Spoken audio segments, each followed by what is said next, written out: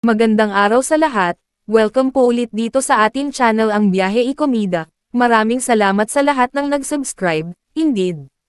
Punta tayo sa ating topic, March 24, 2025. PBB Celebrity Collab Nomination, anong duo ang unang na-evict? Sino-sino ang dapat isalba? Number 1 trending pa rin ngayong Lunes, March 24, 2025.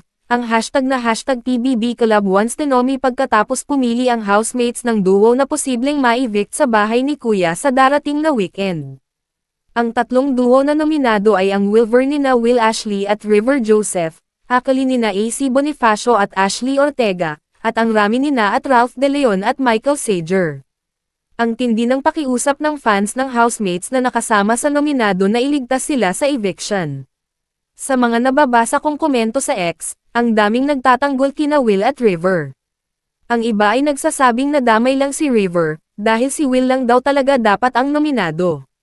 Nakapanghihinayang daw kung maaga silang mapalabas sa bahay ni Kuya. May iba ring hindi nagustuhan si Ashley. Meron ding ayaw kay AC. Ipinagtanggol naman ng ibang supporters na misunderstood lang ang dalawa dahil sa mga ipinapakita nilang attitude sa bahay ni Kuya. Meron ding nagko-comment na si Ralph ang dapat isave dahil mabait daw itong tao, at meron ding sumusuporta kay Michael. Pati tuloy ako ay napagastos sa Maya account ko para bumoto sa dalawang duo na gusto kong isalba.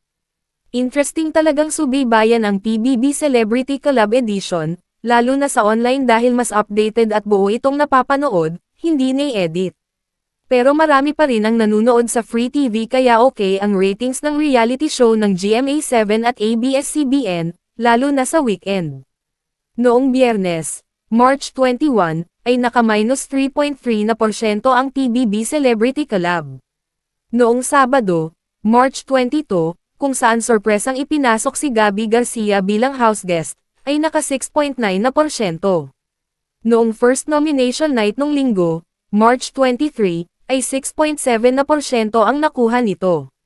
Mukhang sumisigla ang viewership sa telebisyon dahil maraming sinusubaybayan ang ating mga manunood. Bukod sa paborito nilang teleserye, buhay na buhay ang mga kalalakihan sa pagsubaybay sa finals ng PBA, Philippine Basketball Association, kung saan matindi ang bakbakan ng Ginebra San Miguel at Talk and Text. Hindi lang namin nakuha ang rating noong Biyernes, pero tila nakain na naman nito ang viewers ng mga teleserye sa primetime dahil mga kalalakihan din ang audience ng FPJs Batang Quiapo at Lolong, Bayani ng Bayan, pati ang Incognito at mga Batang Riles. Narito ang ratings ng mga primetime shows noong Biyernes, March 21, ang 24 oras ay 12.3% at 2.8% ang TV Patrol, at 2.7% naman ang Frontline Pilipinas. Sumunod ang Lolong, Bayani ng Bayan na 7.8% at 15% naman ang FPJs Batang Quiapo. Ang mga Batang Riles ay 7.5% at ang Incognito ay 8.4%. Ang Amazing Earth ay 4.7% at 4.5% ang Saving Grace. Noong Sabado, March 22, naka 6.7% ang 24 oras weekend, 0.8% ang Frontline Weekend, at 0.7% ang TV Patrol Weekend.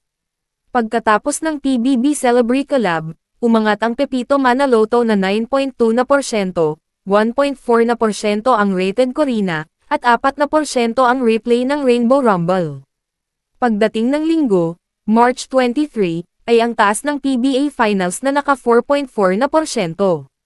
Kaya maaaring naapektuhan ang mga programang katapat nito, 24 oras na may 6.6% at 1.7% ang tao po. Medyo bumaba ang Bubblegang na naka 8% at ang Rainbow Rumble na naka 3.3%. Ang Kapuso Mo, Jessica Soho ay 13.8% at sumunod ang replay episode ng The Bube and Tekla Show na naka 3.6%. Sa Miyerkules, March 26, ang Game 5 ng laban ng Ginebra San Miguel at Talk and Text sa PBA. Baka mas lumakas pa ito lalo dahil inaabangan kung ang Ginebra ang mananalo, at kumakawi na ang championship sa sikat na koponan. Pero kung matatalo sila ng TNT, mas matinding labanan na ito sa Biyernes, March 28. Nakikinikinita na nating malaki ang chance na si Eisner at ang kanyang katandem ang big winners sa PBB Celebrity Collab. Kabang-abang kung alin ang unang duo na may evict sa bahay ni Kuya. Mage gauge narito ang lakas ng supporters nina Michael Sager, River Joseph, Ralph De Leon, at Will Ashley. Kung ano man ang kahinatnan ng botohan, Team Michael Sager tayo. Noon pa man ay subok na natin ang kabaitan ni Michael. Madali siyang kausap, approachable din si Dustin Yu.